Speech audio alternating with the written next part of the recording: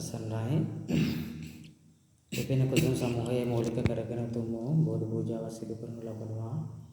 ඒ සඳහා පිළියෙල කරගත්ත මල් පහන් සුවඳ තුම් මුණු පෑන් සිසිල් පෑන් ගිලන්පසේ භාගවත් වූ අරහත් වූ සම්මා සම්බුදුරජාණන් වහන්සේ උදෙසා ජයශ්‍රී මා බෝධීන් වහන්සේ උදෙසා සර්වඥ ධාතුන් වහන්සේලා උදෙසා පූජා වේවා.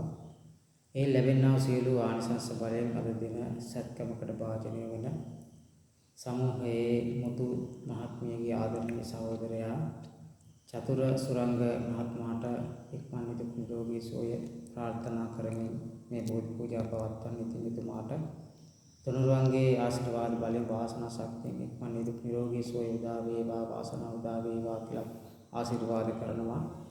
ඒ වගේම සමූහයේ නිර්මාතෘ කවි මහත්මියගේ පුතණුවන් සදෙව් සංජන පුතණුවන්ට ආශිර්වාද කරනවා, ඉක්මන් සුවය ප්‍රාර්ථනා කරනවා. ඒ වගේම සමූහයේ නිර්මාතෘ තුමිය ඇතුළු ඇඩ්මින් සමූහයටත් ඒ වගේම ලංකා වාසී ලෝක වාසී සියලු දෙනාටත් තුනුරුවන්ගේ පිහිට ආරක්ෂාව උදා වේවායි ප්‍රාර්ථනා කරනවා. ත්වන් සරණයි.